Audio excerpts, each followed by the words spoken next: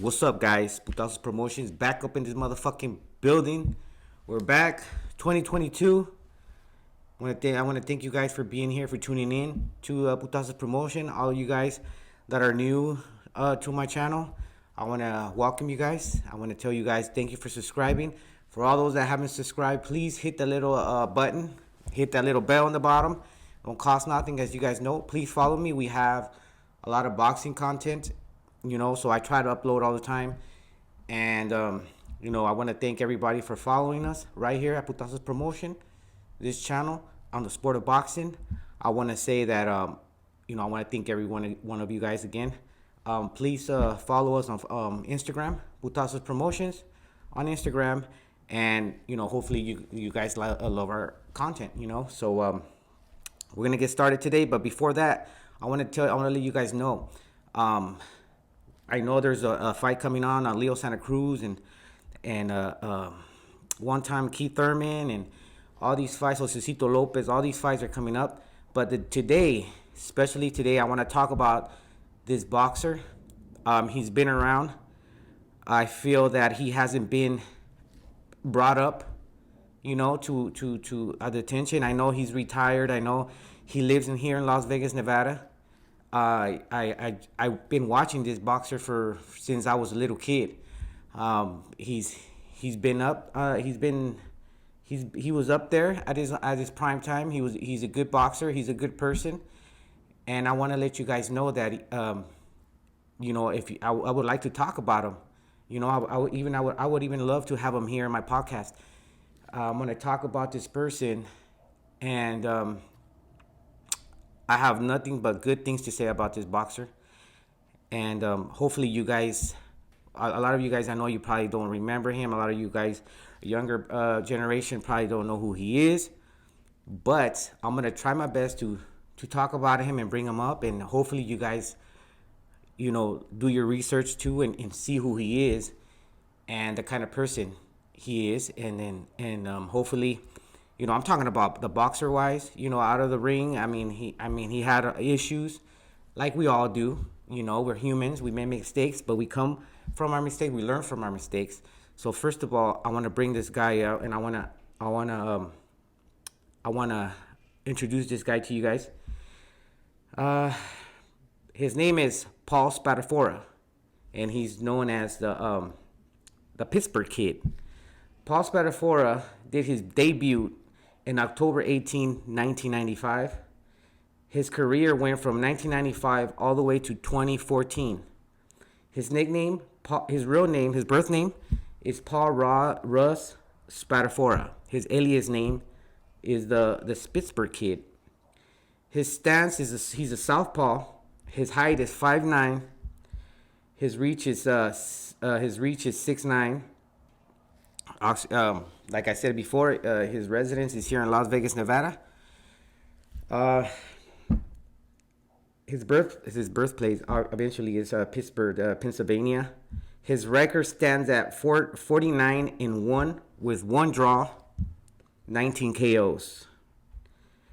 As much as I know, and I've been trying to. It's kind of hard because there's not really a lot of information out there. His last fight was with Hector Velasquez, July 11th, 2014, and he won that fight.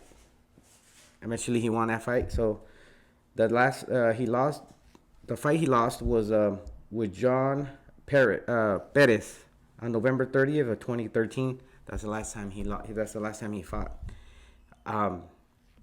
Eventually, he for whatever reason it is, he didn't fight no more. I'm gonna get into that, guys. Excuse me.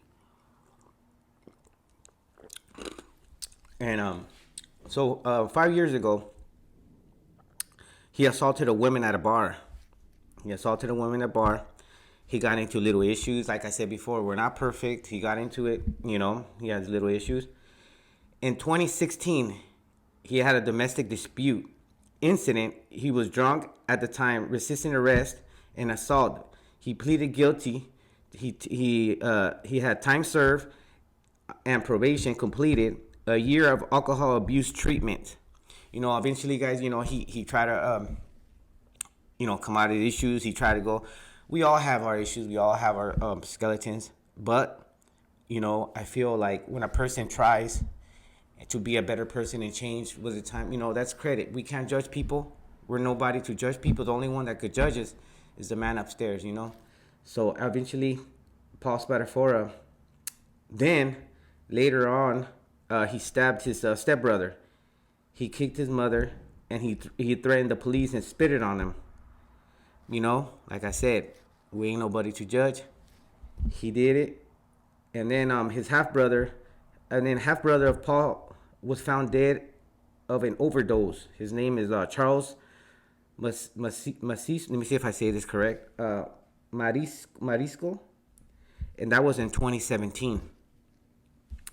Then, also, Paul Spadafora, he was serving time for attempt of murder, which we all, some of us know. He was able to come out and everything, and he was, he fought. Like I said, he came out, he did everything, he fought. Like I said, his last fight was in 2014 against Hector Velasquez. July 11, 2014, that was his last fight. And, like I said, and then he lost. He lost against John Perez on November 30th, 2013. So, all I can say about Paul Spadafora, his record speaks for itself. Like I said, his record was 49-1 with 19 KOs. So, speaks for itself. And the other thing I want to talk about is if you guys don't know, if you guys do the research, he did spar against Mayweather in the ring. It was a great sparring. I think they went, if I'm not mistaken, I think he did 8 rounds. And Spadafora, like I want to say on the 7th, 4, 5, and 6th round on sparring, Spadafora was doing good. He was getting Mayweather. He's getting him tired. Mayweather was exhausted. There's a video where Mayweather was so exhausted that he was laying on the ground in the ring. And I believe Paul Spadafora was getting ready for a match to fight somebody. I don't remember who. Mayweather Jr. was in the ring. Was in the gym. So his father, thought that it would be a good idea of getting Floyd and Paul Spadafora in the ring and, a little sparring section. Don't get me wrong, Mayweather did a good job. He did. He did a good job. He did his Philly shove. He boxed. He did everything. But that, Paul Spadafora got the better of him that day. It's on the record. It's there, on you can look it up. And I believe the match of Paul Spadafora and Floyd Mayweather never happened. It would have been a great fight, guys. I believe it would have been a great fight. It would have, made a ton of money on that in that time. And that fight never came to be made. I believe it didn't happen because, not taking away nothing from Mayweather, but I believe that he knew that Paul Spadafora was a great fighter, and he would have had troubles in the ring with Mayweather, with Paul. Maybe Paul would have won. Maybe Floyd would have won. I think maybe it would have even been a draw at the end of the day. I would have watched it. I have, if you guys don't remember, I think it was Knockout Kings, the first one on the game. I'm talking about the game. And Paul Spadafora was on it. I still have it nowadays. I still play it around, but he's in there. Paul Spadafora is in the game.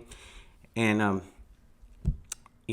I believe, I honestly, like I've been straight up with you guys all the time. I tell you who's going to win, and I feel like who's going to win. But on this fight, I believe Paul Spadafora would have beaten Floyd.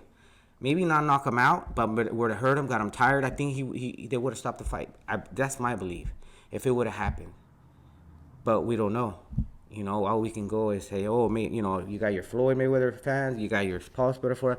I would have went for Paul, not just because what happened in the ring. In the sparring section in the gym, because like you said, like we know, if you win in the gym, you win. You already have won your fight in the fight night. You know what I mean?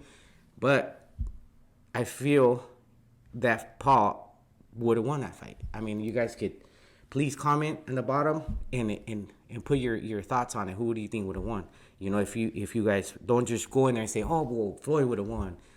You know what I mean? Look at the ring. Look at the sparring, and then do your research and everything, and then do what you think. Like I said, I would love to have Paul Spadafora on here. I know he lives here in Las Vegas. Paul, if you're watching, please get at me. I got at you. I sent a message to you on your Instagram.